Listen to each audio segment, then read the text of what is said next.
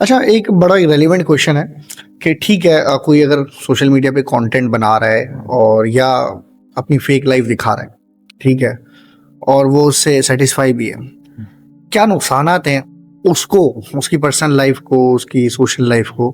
جو کہ اس کی جو اوتھینٹک لائف وہ سوشل میڈیا پہ نہیں دکھا رہا اس سے، وہ تو مطلب سوشل میڈیا پہ اس نے اپنی سوک دکھائی بھی ہے، اس کے بعد نہیں ہے، لوگ مانتے بھی ہیں، اس کا ایک بھرم بھی بنا ہوا ہے، وہ تو اس کو تو یہ فائدہ ہی دکھ رہا ہے نا کہ اس کے بعد ایک چیز نہیں بھی ہے لیکن تب بھی ایک مارکیٹ میں اس کو اس چیز کی ریسپیکٹ مل رہی ہے نا، تو اس کا ایٹ دی اینڈ کیا نقصان ہے؟ دیکھیے اس کے سب سے پہلی بات تو یہ ہے کہ اللہ کے نبی صلی اللہ علیہ وسلم کی حدیث موجود ہے کہ قیامت کے روز اللہ سبحانہ وتعالیٰ کے نزدیک سب سے جو بدترین لوگ ہیں ان میں سے وہ شخص بھی ہے the two faced one، یعنی کسی اور کے سامنے کچھ اور ہے، کسی اور کے سامنے کچھ اور ہے، ٹھیک ہوگا۔ اور اس کے علاوہ اور حدیث میں آتا ہے کہ نبی صلی اللہ علیہ وسلم نے فرمایا کہ من غشنا فلیس منا، کہ جو دھوکہ دیتا ہے وہ ہم میں سے نہیں ہے، جو لوگوں کو چیٹ کرتا ہے وہ ہم میں سے نہیں ہے۔ اب چیٹنگ obviously اس کانٹیکس حدیث کے کانٹیکس کے اندر جو ہے وہ obviously صرف اور صرف مالی چیٹنگ کی بات نہیں ہوئی خالی، وہ لوگوں کو چیٹ کرنا ان دس سینس کہ you tell them what is not true about you about someone else, ٹھیک ہوگا۔ تو یہ جو چیٹ کرنے کی عادت ہے اور لوگوں کو وہ دکھانے کی چاہت ہے اور خواہش ہے کہ وہ مجھ سے امپریس ہو جائیں، یہ در حقیقت نا مطلب میں اس کو شرک نہیں کہنا چاہوں گا، بہت بڑی بات ہو جائے گی بالکل، لیکن یہ ایک بہت خطرناک دل کی بیماری ہے کہ آپ ساری زندگی اس چیز کے بارے میں ورڈ ہو کہ میرے بارے میں لوگ کیا سوچتے ہیں، کمیونٹی کیا سوچتی ہے، میرے دوست کیا سوچتے ہیں، بنسبت اس کے کہ اللہ سبحانہ وتعالیٰ آپ کے بارے میں کیا سوچتا ہے۔ ایسے ہی ہے، بلکہ اللہ قرآن مجید میں تو یہ بات یاد فرماتے ہیں کہ اللہ سبحانہ وتعالیٰ اس بات کا زیادہ حقدار ہے کہ تم اس سے ڈرو،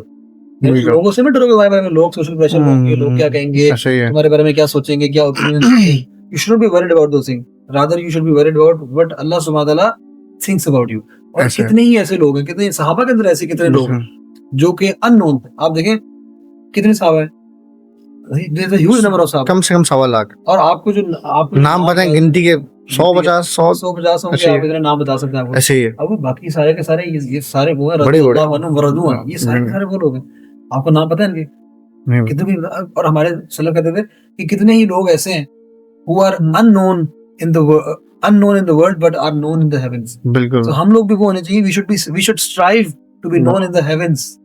rather we be someone کی یار یہاں پہ ہماری بات ہو، یعنی بلال ابن حبشی جو ہیں بالکل رضی اللہ تعالیٰ ان کی چلنے کی آواز اللہ تعالیٰ حضور صلی اللہ علیہ وسلم نے جنت میں سنی تھی، بالکل کس بات کے اوپر، چھوٹی سی بات کے اوپر، اپیرنٹلی چھوٹی بات ہے، جب سے مجھے کیا کہتے ہیں تحیۃ الوضو کے بارے میں بدلا، میں اس وقت سے تحیۃ الوضو نہیں چھوڑا، جب میں نے وضو کرتا ہوں اس کے بعد تحیۃ الوضو 2 رکعت ضرور پڑھتا ہوں۔ تو اب اندازہ کریں کہ اتنی سی بات کے اوپر اللہ سبحانہ وتعالیٰ نے ان کے مقام کتنے بلند کیے ہوئے وہاں پہ۔ ایک اور صحابی کے بارے میں پتہ چلتا ہے کہ ان کے بارے میں نبی صلی اللہ علیہ وسلم کہہ رہے ہیں ان کو دنیا کے اندر کوئی بھی نہیں پوچھتا، ان کے بارے میں الفاظ یاد ہیں روایت کے اندر کہ وہ کوئی رشتہ بھیجیں گے تو ریجیکٹ ہو جائے گی، وہ کوئی بات کرتے ہیں تو ان کی بات کو کوئی اہمیت نہیں ملتی ہے، لیکن ان کے بارے میں نبی صلی اللہ علیہ وسلم کیا فرما رہے ہیں کہ کچھ اللہ کے بندے ایسے ہوتے ہیں کہ جب وہ دعا کرتے ہیں تو اللہ سبحانہ تعالیٰ ہر چیز کو تبدیل کر کے ان کی بات کی لاج رکھنے کے لیے اللہ سبحانہ تعالیٰ سب چیزوں کو تبدیل کر دیتے ہیں، ایسے لوگ بھی ہوتے ہیں۔ تو یہ مستجیب الدعوات اور اس طرح کے لوگ موجود ہیں، we should all strive to become those people کہ جو لوگوں کے سامنے نہ بھی جانتے ہوں، لیکن جب وہ یہاں سے ایک صدا لگائیں، جو ایک پکار لگائیں تو آسمان ہل جائیں، لیکن انفارچونیٹلی ہم ایمٹی نعروں کے اوپر اور لائکس اور ان چیزوں کے اوپر جو ہے ہم سمجھتے ہیں میرے ملین فالوورز ہو گئے تو میں جو ہے نا جنتی ہو گیا یا شیخ ہو گیا یا بن گیا، ایسے